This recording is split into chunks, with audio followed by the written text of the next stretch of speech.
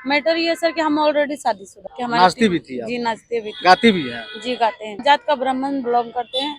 Stage पे नचवाता जी था वो? नचवाता था, नहीं नचवाता था तो मुझे मारता पीटता। और आप ऐसे आप सिंदूर भी लगा रही हैं? जी हम उन्हीं का नाम से लगाते हैं। बच्चा क्या हुआ? हमारे 3 बच्चे हैं। पहले पति से है या दूसरे पति से? नहीं सर, पहले पति से है और इससे मेरा 5 महीना का गर्भवती था। हाँ। तो मेरी सास लड़का लड़की वाला करवा के हमारा बच्चा था तो मेरा खत्म करवा दिया। हम अपने पति को बताए थे तो हमारे पति बोले कि अब तुमको नहीं रखेंगे। लड़का ब्लैकमेल किया तो जरूर तुमको छुआ होगा। तो हम बोले हाँ ऐसे ऐसे किया मेरे साथ। तो वो बोला कि अब नहीं रखेंगे। मीना मानवी के पास मैं अच्छा बार आई हूँ, 5वां बार है। कितना पैसा ली? 11,000। अच्छा, बीना मानवी के पास क्या सोच के आए? बीना मानवी क्या है? ना न्यायपालिका है, ना कार्यपालिका है, ना विधायिका है, ना मंत्री है, ना मिनिस्टर है, ना मुखिया है, ना सरपंच है। क्या सोच के आपको लगा कि बीना मानवी आपको इंसाफ दे? माँ बाप सबसे हमको छुड़वा दिया था तो भी मेरी माँ बात करती थी हमसे। जो अपने पति का नहीं सुनती है वो दूसरों को क्यों सुनेगी? नमस्कार, मैं युवराज, आप देख रहे हैं डेमोक्रेटिक लाइव। सभी महिलाओं को इंसाफ दिलाने वाली इंसाफ की देवी बीना मानवी फिर से एक महिला को इंसाफ दिलाने के नाम पर इनके साथ अन्याय करती। हालांकि आज तक वो अपने पति को भी इंसाफ नहीं दिला पाए, बाल बच्चा से दूर रह करके, पति से दूर रह करके, और सभी महिलाओं को इंसाफ दिलाने वाली काम करती है। इनको भी इंसाफ दिलाने का भरोसा दिया था, लेकिन इनसे लूट ली 11,000 रुपया और आज तक ये दर दर भटक रहे हैं एक इंसाफ के लिए। हम इनसे जानते हैं कि बीना मानवी इनके साथ क्या कारनामा किए, क्या किए बीना मानवी आपके साथ? मैटर ये है सर कि हमारा जो हस्बैंड है वो शादी कर लिए थे तो ये सबको खबर मैंने दिया। ऐसा तो 8 महीने से मेरा केस चल रहा है, कोर्ट में भी चल रहा है। और मैटर ये है सर कि हम ऑलरेडी शादीशुदा थे, ठीक है। तो हमारे हस्बैंड जो है गुजर गए थे। फिर हम किराए के मकान पे रहते हैं। तो हम जात का ब्राह्मण बिलोंग करते हैं और वो लड़का जो है सर जात का कोयरी है, ठीक है। तो हम उसके मकान में, किराए के मकान में रहते हैं। और ये अरुण मातो का पुत्र है विनय कुमार, उन्होंने मेरे साथ जोर जबरदस्ती करता है।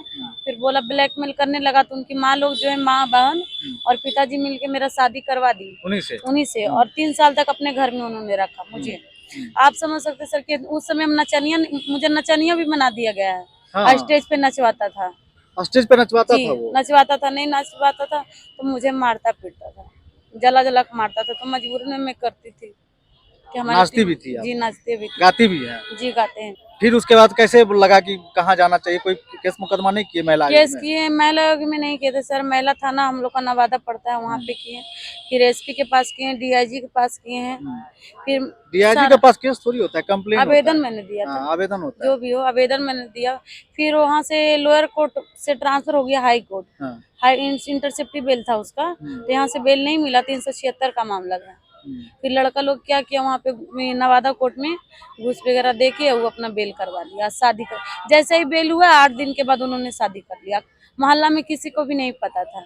और आप ऐसे आप सिंदूर भी लगा रही हैं? जी हम उन्हीं का नाम से लगाते हैं। जब मुझे पता चला शादी किया, वो मेरा 2019 में शादी हुआ था। 2019 में शादी हुआ?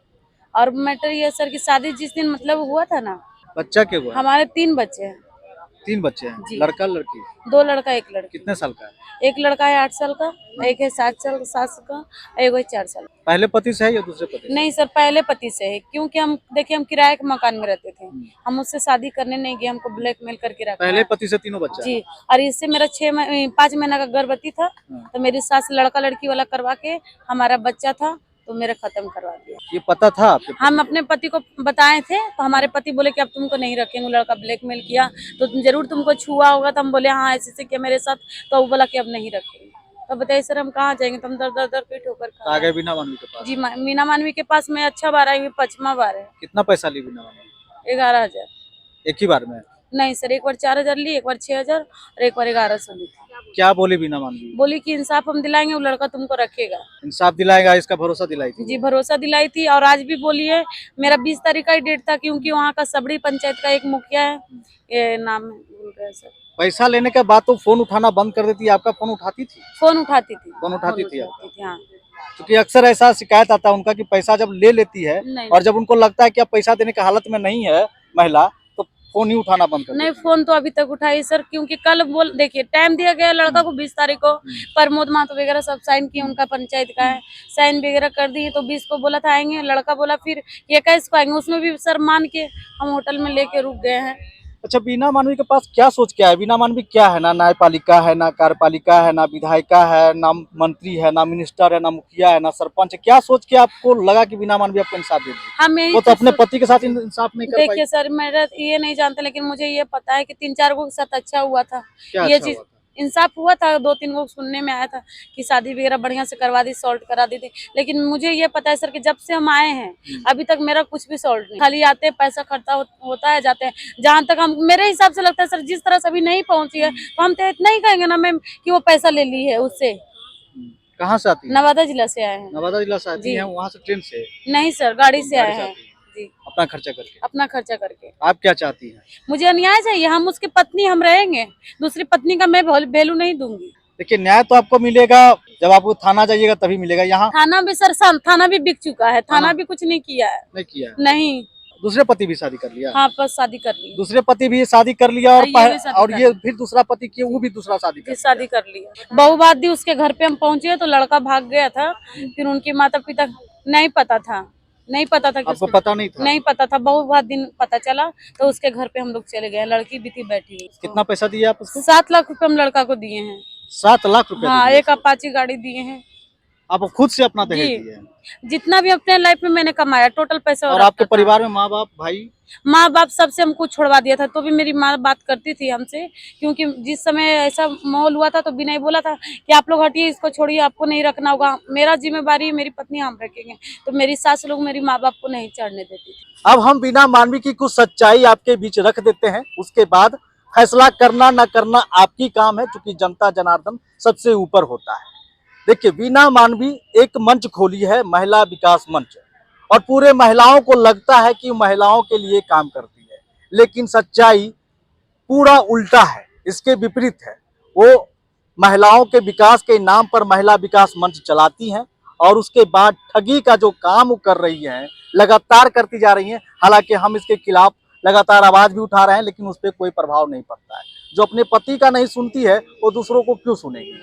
और तीसरी बात हम ये बता देना चाहते हैं आपको कि जितने भी महिला विकास मंच से महिला जुड़ी हुई है, सब मनबरू है, और कोई भी अपने पति की बात नहीं मानने वाली महिला उससे जुड़ी हुई है। उसका पति भी उससे तरसती ही रहता होगा कि कैसे पत्नी की शादी हो चुकी है। क्योंकि जितनी भी महिलाएं हैं वो जूता चप्पल चलाने की बात कह देती है, थप्पड़ चलाने की बात कह देती है, क्योंकि ये उसके अधिकार क्षेत्र से बिल्कुल बाहर है। जूता चप्पल या किसी को थप्पड़ मारने की बात ना पुलिस कर सकती है, ना तो जज साहब कर सकते हैं। जज साहब भी फैसला ही सुना सकते हैं कि इसको ये सजा दिया जाए, लेकिन वो भी थप्पड़ नहीं चला सकते हैं। लेकिन बीना मानवी इतना मनबरू है और बीना मानवी की टीम इतना मनबरू है कि लड़कियों पर हाथ उठाने की बात भी कह देती है। जैसा लगता है कि उनके गुलाम उनके पास आ चुकी है। अब उसके पास जब इसलिए ऐसा होता है कि जब तक महिला पैसा देते रहती है तब तक उससे मीठी मीठी बात करते रहती है और प्यार भरी बात करते रहती है। फोन रात में 12 बजे भी कीजिएगा तो रिसीव कर लेगी, लेकिन जब महिलाओं के पास पैसा खत्म हो जाता है तो बीना मानवी का फोन उठना भी कम हो जाता है।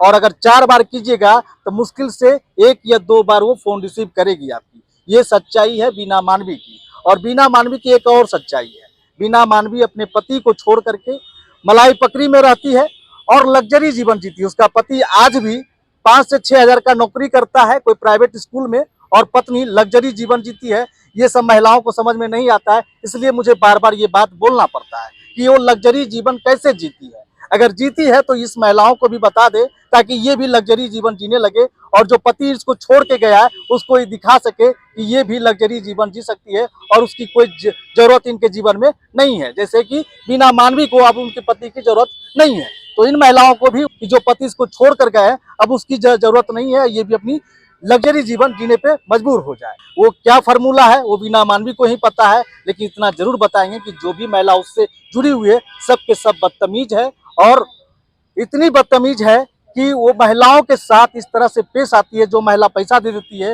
वो राजा हरिश्चंद्र हो जाता है, और जो महिला पैसा नहीं देती है वो दुनिया का सबसे बुरी औरत हो जाती है। तो ये उसका ट्रिक है।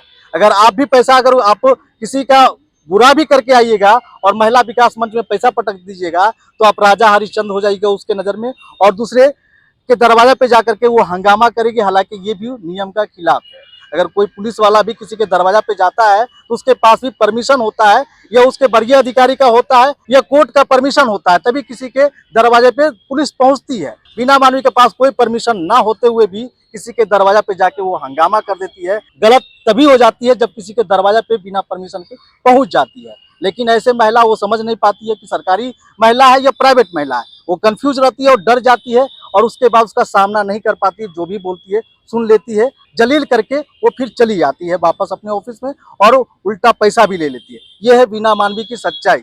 वो आज तक इंसाफ दिलाने के नाम पर सिर्फ ठगी का दुकान चला रही है, और इसको समझना पड़ेगा पूरे बिहार को। बाकी बात आप क्या समझते हैं, अपनी प्रतिक्रिया कमेंट बॉक्स में जरूर दें। धन्यवाद।